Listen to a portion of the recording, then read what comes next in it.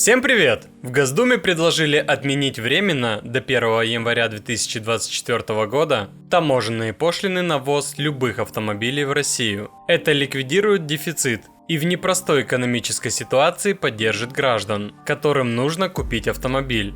И чтобы узнать, сколько будут стоить машины в России без пошлин, достаточно посмотреть на автомобили в странах, где они производятся. Но перед тем, как рассказать все подробности, прошу вас подписаться на канал и поставить лайк прямо сейчас. За это в конце с меня не смешной анекдот. Если в России внедорожник Mitsubishi Pajero Sport стоит 4 миллиона 300 тысяч рублей, то в Таиланде его продают по цене от 2 миллионов 240 тысяч рублей в пересчете на наши деньги. Пошлина же за него при пересечении нашей границы платится в размере 1 миллиона 84 тысяч рублей. Kia K5 у нас стоит 2 миллиона 740 тысяч, тогда как в Южной Корее седан продается по цене от 1 миллиона 150 тысяч рублей. Kia Seltos же, для покупки которого у нас нужно почти 2 миллиона рублей, в Южной Корее продается по цене менее 1 миллиона. При этом пошлины на эти машины составляют 650 тысяч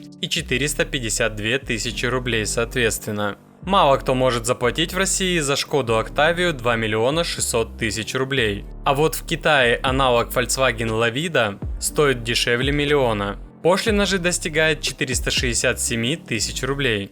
И на кроссовер Chery Tiggo 8 в Китае не надо тратить 2,5 миллиона рублей. Достаточно суммы менее 900 тысяч. Пошлина 431 тысяча рублей. То есть на большинство популярных моделей цены могут снизиться на сумму от полумиллиона до миллиона, а при отсутствии дефицита еще больше. Вопрос только в том, отменят ли пошлины. Цены на новые автомобили в России являются сейчас одними из самых высоких в мире, при одних из самых низких доходов населения в мире. Без отмены пошлины мы рискуем превратиться в автомобильную Кубу, где одни автомобили разбирают, чтобы другие ездили.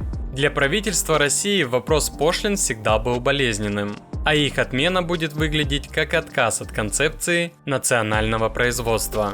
И хотя это самое производство сегодня трещит по швам, совсем по другим причинам, пошлины остаются одним из способов показать, что власти думают о поддержке местных заводов. Нужно открывать рынок для ввоза подержанных машин, отменять пошлину, ЭРУ-ГЛОНАСС, сертификаты и так далее. Иначе ездить будет просто не на чем. Ну и обещанная мною шутка юмора. Когда меня спрашивают, как тебе удается нормально жить с этими голосами в голове, я всегда отвечаю: кто здесь? А на этом все. Буду держать вас в курсе всех событий. Очень интересно узнать ваше мнение по этому поводу. Как вы относитесь к отмене пошлин? Давайте пообщаемся и подискутируем. И не забудьте за мою работу поставить свой царский лайк, подписаться на канал и нажать на колокольчик. И самое главное, помните, что жизненно необходимо иногда останавливать колесо и выгуливать белку.